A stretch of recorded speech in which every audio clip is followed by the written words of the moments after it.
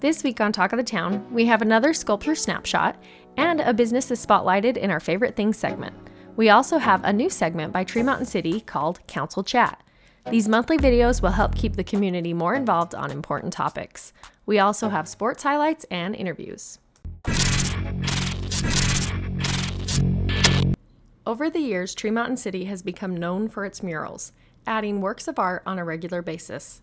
With so many wonderful murals and sculptures being created, Tremonton fashioned a self-guided walking tour, which allows you to view these masterpieces up close while learning about the significant people and events that have helped define the life and character of this region.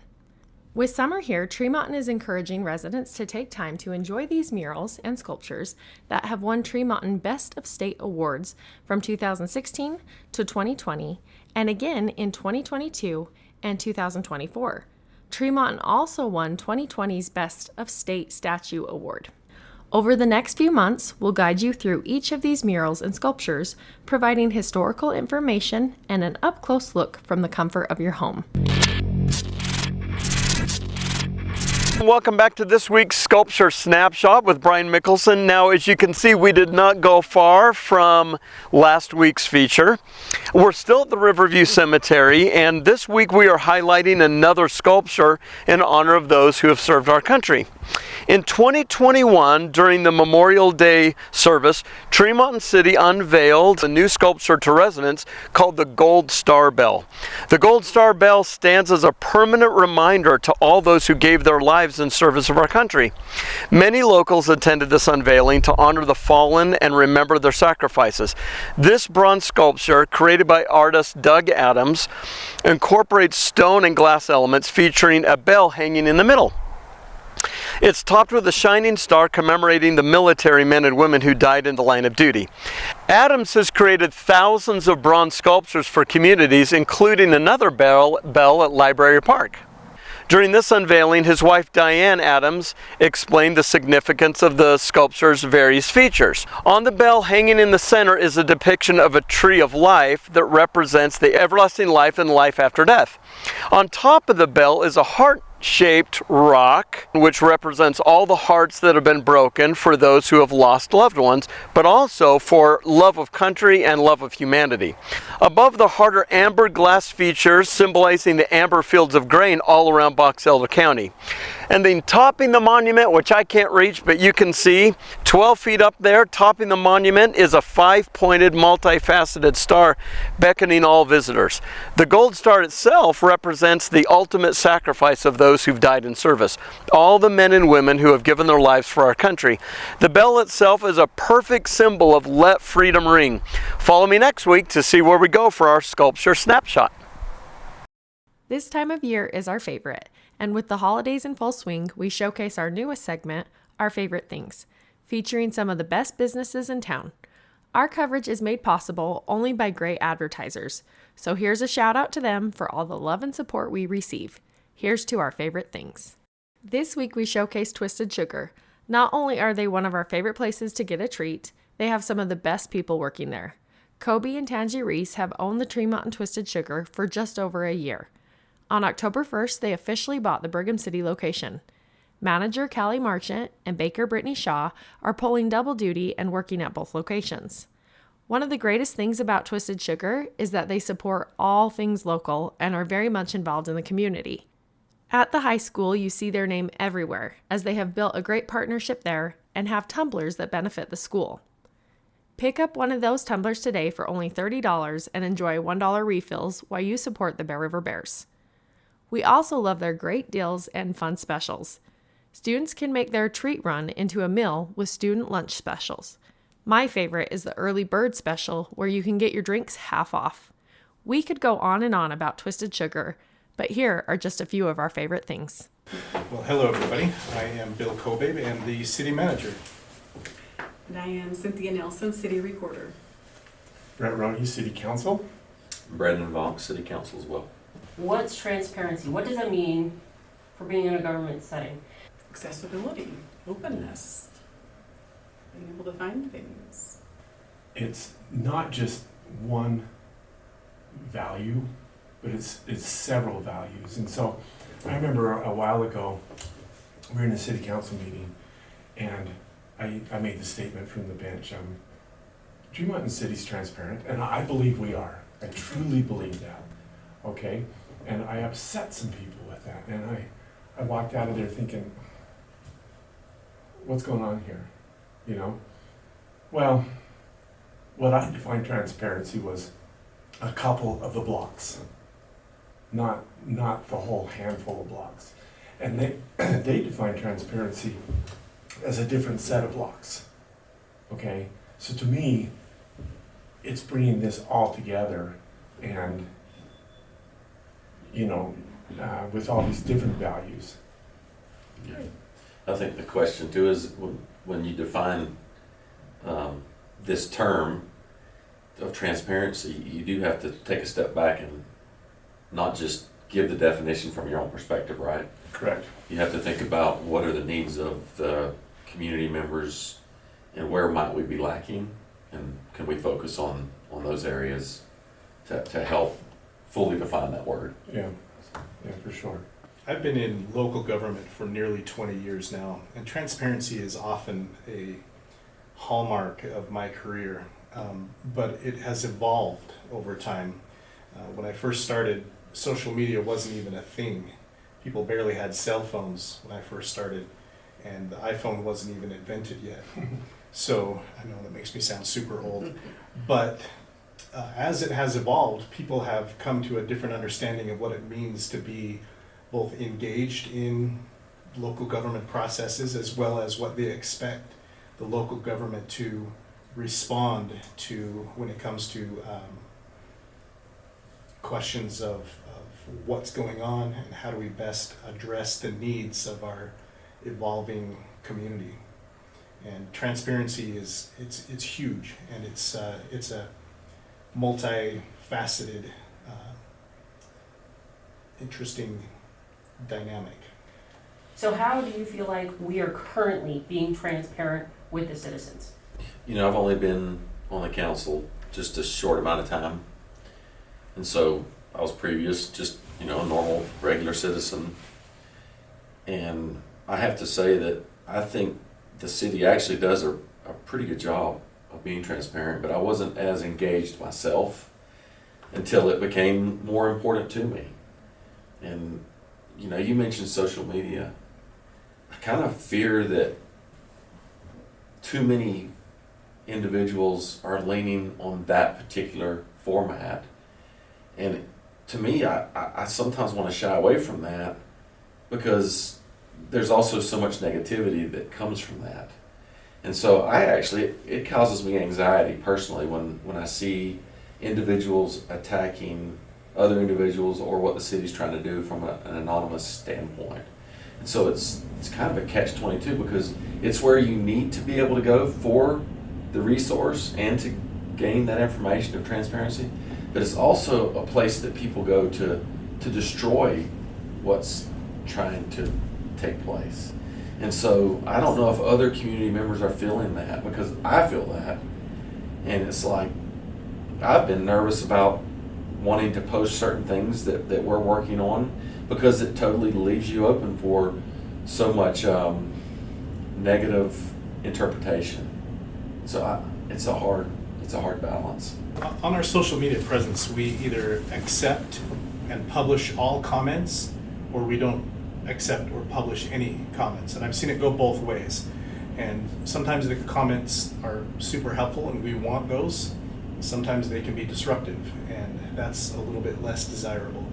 So there's a balance there, and hopefully people will look at things like the Dignity Index and other kind of values type systems and treat each other with the respect and dignity that are afforded to each other as human beings. It doesn't always happen that way, and it's unfortunate.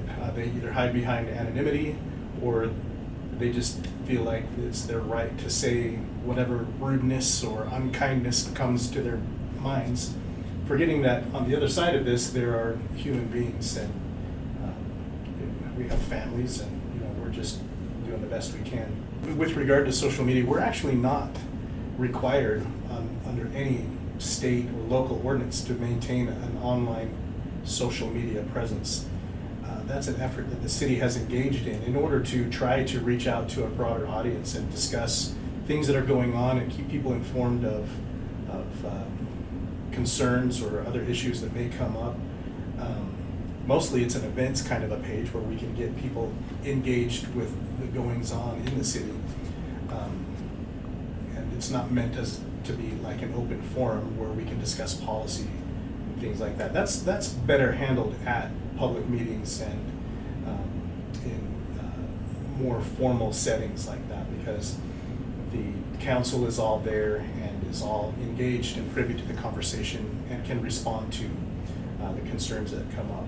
So social media is a great place, but it also has some challenges. What kind of things do you guys think as council members who represent the citizens and city employees that we can do to improve maybe more of that communication? I think that's the key right there, is communication. If we have people asking for things, they want to know where we've spent money, we made a report for you so we can do those paid invoice reports. That communication, if you have several people asking for information, we can put that out and get it available so it's there. So if we don't know that there's a group of people that are wanting something, how can we share that? We're not even going to know it. And I agree, Facebook and social media is not the place. It is extremely negative. Yeah. Cynthia, you mentioned accessibility at the very start of this forum. And I think one thing we could do, or we could look at more closely, is making sure that the information that the community members are looking for is easily accessible. I've tried to find things on my own, and I often run into roadblocks. And I think if I'm doing that, and I feel like I'm pretty savvy, there's others that might be having challenges and they might be giving up, and it makes it really easy for them to then be critical of our efforts. And so I think we need to really look at that accessibility and try to put everything in a repository that you can just about get everything you want from one location. So I think that's one area that we maybe could spend a little more time and effort on. We learn from our mistakes, right? Sure. And it may not even be a mistake. We find better practices, would be a better way to put it. And so, if we're not getting the information out there, and people come to us and they talk to us, and we can see, hey, we got a problem in this part of the system, we correct it. And I think if we're always looking to continually improve in those areas, people will see that and they'll start to feel like we truly aren't hiding anything. So I've thought about this when we've talked about this. We recently switched over and made our codes and ordinances all online. They're all accessible, they're all searchable. Those are costly things. I mean, these things you're talking about, it would be great if everything was easily accessible and searchable. So we do it a little bit by little. So the codes and ordinances are now online. They are searchable. You type in chickens, you type in fences, it's going to pull up everything. So yeah, we continually work on it and improve it. So that's been a nice feature. I think that'll be great for citizens and employees. The other thing that came to mind is we saw this last night in the Planning Commission meeting. We've seen this, that when this good open discussion starts to take place with the citizens, with the council, with the planning commissions, and we get this open dialogue going on between the council and between the planning commission and openly discussing the issues, people feel like they're heard and they feel like their issues are being addressed.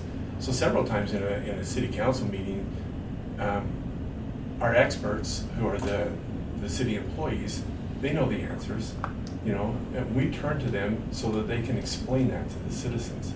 And I think those explanations help with transparency. People know, and they feel like they're being heard. I had a very lovely lady come and express to me yesterday that she was grateful that I was at the meeting and helped to guide the conversation along ways that felt factual and authentic rather than just I don't know or things like that, and that made my whole day. Yeah. I strive for that. I strive for that kind of interaction and to help people understand that there are answers, and I may not have all the answers, but I'm going to keep digging until I do get those answers and want to share those with people. I also, just this past week, have had conversations with people where they are concerned that they can't find the information that they're looking for and or give feedback on things or topics that they're concerned about and feel like they can't give feedback to. And I pointed out that everyone has emails, our phone numbers are all on there, that we have a website where you can go on and put complaints, and some of these things are relatively new. I think the complaint submission form through iWorks is a new thing, but emails and phone numbers, my phone number's out there all the time, and I get people texting me, and I like that interaction that you're talking about, that back and forth that happens not only in meetings but also just offline between staff and the residents. I relish that, and I really do welcome that kind of conversation and dialogue. Our YouTube channels have been phenomenal. Agreed. We're getting a lot of people watching, getting involved all over the country. I hear people texting me, telling me that they watched it from a different part of the country, and it's just awesome. So our YouTube channels have been a great boost for transparency, so that more people can attend those meetings. That's that accessibility. Mhm. That's really nice. And Planning Commission on there, that's been a good deal. Yes. And people contacted us and said, hey, we really would like to be able to Mhm. watch Planning Commission. And so we talked as a staff and said, okay, let's do it. I mean, it's been nice. Yeah. Improve our processes. Planning Commission and City Council are all there, and it's awesome.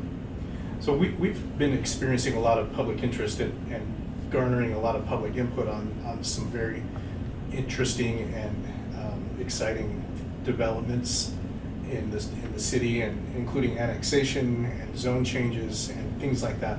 And the response has been very heartening for me to see that people are engaged and interested. I think I mentioned these blocks. If you will, this is like the tower of transparency, if you will. And we all know the game Jenga, right? Well, we love to play it, but as you start to remove blocks, it becomes weaker. To some point, it can fall down, okay? And when it collapses, I think that means that's when we've lost all trust. Right. Okay, and so, on top of this, probably should be a sign that says trust, because I think that's the ultimate measure, although it's really hard to measure. But the point is and this is what I was mentioning in the beginning, I feel like we do a really good job of disclosing all information in the city. Hands down, we disclose everything that we can, right? But are we doing everything? And naturally, we can improve on that. And so that's kind of what I wanted to demonstrate with this object model, if you will. I think it's a good one. One of the things I struggle with personally is that I deal with a world that has a lot of technical kinds of jargon, and explaining that in a way that is both clear and plain to the average person. And forgive me for saying it that way, but a normal person, not a geek like me, who loves and lives and breathes this kind of thing all the time. I mean, those terms to me mean exactly what they mean, and I understand them immediately. But making that so it's more accessible for the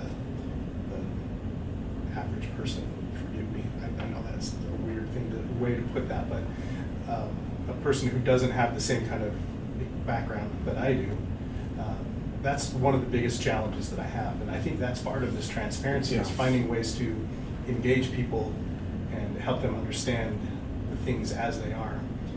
We live in a world of regulations with regard to both transparency as well as pretty much everything we do. And understanding those things in the world that we have to live within and the sandbox that we get to play in can be challenging, because from the outside it would just be like, well, why don't you just do it this way? This makes a lot more sense. Well, yes, but we have certain requirements that we're required to adhere to, and if we don't, we get in trouble. So that can be another challenge as far as transparency is concerned. And kind of to support your point, because we both come from a medical background, for me to sit in an emergency room and talk to a doctor about diagnosis and medical terms is my language, Yeah. right? And yet explaining that to a patient, it's not gonna work. And so I think that barrier exists in all aspects of our lives, right? So we just need to learn how to communicate on their level. It's not saying that it's a lower level, it's just theirs. I mean, when it comes to code and that, I understand that a little bit better, but my wife doesn't, so I just need to be able to explain that to her. I think the only thing that I would comment on is reach out to your council people. You've got their phone numbers, you've got their emails, text them, work with them, let them be your representatives as they've been elected to do so, and let them help figure out the answers to the problems. You know, I appreciate Bill and I appreciate all that you guys do, but we got skin in the game too, and we can take some of the pressure off of you guys if the citizens would just come and communicate with us and let us work with them. And it helps with that because now all of a sudden we start understanding their side of Yeah. And isn't it true, Brett, it's not burdensome at all when a member of our community reaches out with a statement, a question, some feedback. To me, when I get that, it means that there is a level of trust, that they are willing to talk to me about things. It's not burdensome at all. In fact, it's almost exciting at a level because they are saying to you, I trust that you're going to do something with this information, and I recognize I have this knowledge that it needs to come to you. And so I want the citizens to know that as well, is that that's what we're here for. And the more that they reach out, I feel like it's just better for everyone. I agree. And you guys can answer the questions a lot of times just as easily, so it doesn't become this big Facebook bomb. Right. I agree. You can or we'll learn Yeah, the we'll learn. answers, right? Yeah, And that's then true. that only helps us in the future. Yeah. So, you know, as we move forward, I'd really like to see citizens reach out to their city council people and let them help get the answers they need. It's on the website. Yeah. City council members' emails, cell phones are on the website. It's all accessible. There are Bill's emails on the website, mine's on the website. What we could do is at the start of every city council meeting, we could take 5 minutes to do an educational piece. Sure. It just says, hey, if you're looking for this, this is where you go. That's a great And idea. I mean, that's just a quick, here's the steps. Yeah, Love it. familiarize It's a great idea. the website. Yeah, thanks for joining us. Yeah, thanks. Yeah, thank you. Here in a minute as a pitch. A little swing out here to the near side. Gets to the 40 of Frank Maskadoo, first down. In the 8 games this year. To a high snap. And nowhere for Stoic to go this time. Stoic all alone in the backfield. August pass play here, trying to get something going. Bears bring a blitz, and they will get to him. Bottom for the Golden Eagles. Take the handoff here. Carter with a stiff arm and escorted out of bounds by Bennett out. And they meet him in the backfield this time. Third and about 15 now. Blitz again. Garn trips him up. The shoelace tackle. Rigdon Vonk will get to the edge. Cut it back inside. Frank Maskadoo first down. Stays in. Walks the tightrope and a golden spike. Power Sports touchdown. Over. Ooh. I'll go with you on that one. Bear River with an onside kick of themselves, and Eli. Their peak just doesn't have with virtue of how they've established their program and brand new school. A nice move here by one here at the bottom. Throw back out. Try it the other way, Joe, and Eli Breger. We'll get another Frank Maskadoo first. Stroyak gonna tuck and run, but not before Bennett Allen wraps him up. We hand it off here to Rigdon Vaughn. Patiently get it to the edge, and a Frank Maskadoo first down. Quarterback keeper here, Corbett Riley. We know he can run. He did it on Stansberry, but the ball just keeps bouncing and ends up in Brecken Garn's hands, and he takes it for another 5-yard. Off to the right. Big pitch. On the wide side of the field this time, and in space. Another golden spike. Riley back to throw. He's got his man this time. Eli Breger making a move. And into another. Bears bring the blitz this time. Chasing Carter around. And going to be pulled down around the 20-yard line by, I guess. And up the middle. Good dive. Bennett Allen to the races on Deseret Peak, but ball spotted on the 2-yard line. Carter trying to get out of the end zone, and he will not. It'll be a safety. Down. And give it over here to Eli Breger to make some magic happen. He gets to the sideline out of bounds. Cruise the man in motion. A little delayed handoff, and Bear River tackling everybody. Pitch out here. Here to Rigdon Vonk, gets to the edge, and the Frank Skidoo first down. Bears in motion. There's the turnaround play, Corver Riley with a keeper. Frank Skidoo first down, and crossing into keeping it on the ground here with Rigdon Vonk.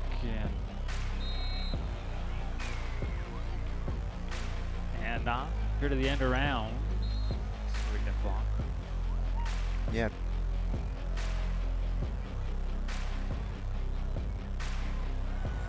Over here by Gladen Barons, and he'll bring it back over here to the near side of the field and take this one back for a Golden Spike Power Sports. Able to get this off, but a new course still going back the other way. Dallin Rice. Marvel staying there for another set and a handoff. Here to Rigdon Vonk up middle. That'll be enough for Frank Mace to do first down. In the start of the fourth quarter is a run.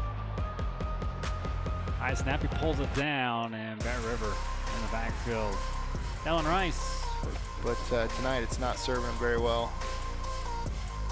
Overman with the throw, and this one coming back the other way. Another new course steal. Riley Bingham gets this one. Trying to find another gear and tackle from Vonk. And this one here to Vonk. Run this one. Here to the near side, stays inbounds, will get spun down inside the 20. Down. Pitching it back over to Rigdon Vonk. See what he can do with blockers in front of him, and he just busts through the defense. Broken tackles, still. And Corver Riley will be in for a quarterback for flag. Coach, it's always great to get a win on senior night, especially with this group of boys. What do we have to say about our overall play tonight? They played hard. They played confident. Seniors played well. Obviously, we want to get a win for them, and so it's nice to do that and finish the job. But I was happy with the run game and the offensive line and the defense, and kind of just put it together. And obviously, we got a tougher opponent next week, so we just got to build off the good stuff and learn from it. So, what do we have to say about the seniors this year? They're resilient, right? So it's been a tough season. It's been heavy a lot of the times, and our seniors have stuck to it and played hard and done everything we've asked of them, and they keep showing up, and so that's a lot to say about boys that find a lot of adversity through a season. So I'm proud of them for doing that. Yes, definitely. We love our seniors. There is one senior missing. We dedicated the first play of the game to him. What do we have to say about Cam West? Yeah, obviously we miss him. We miss him a lot.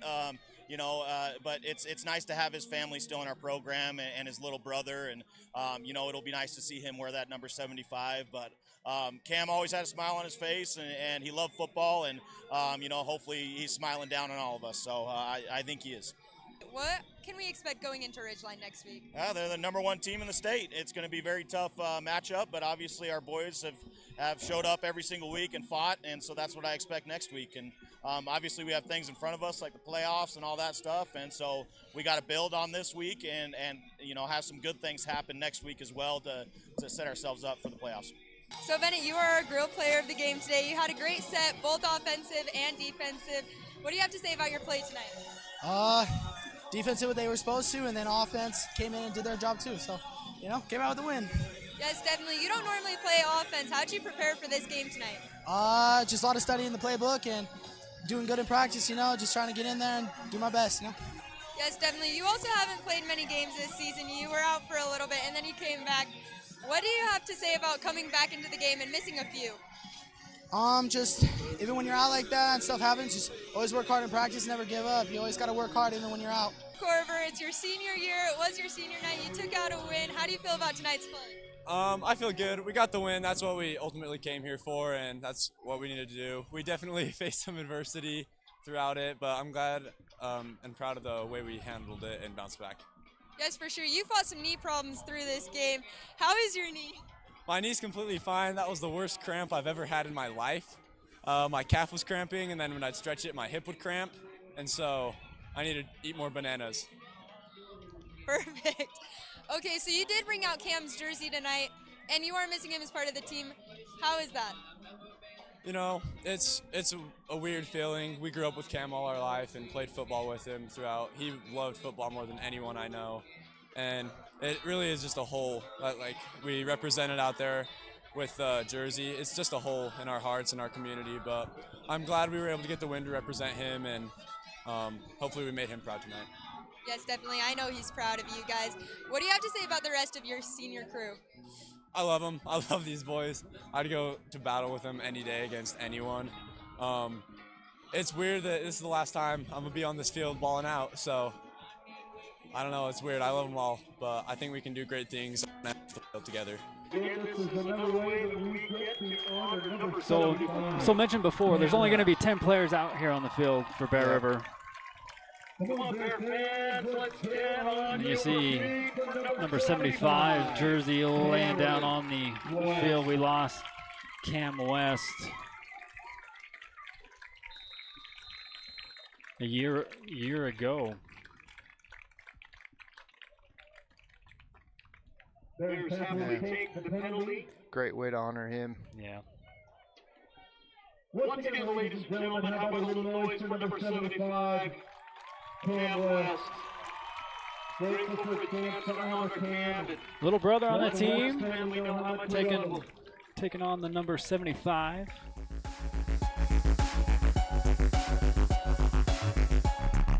Tune in weekly for more Talk of the Town.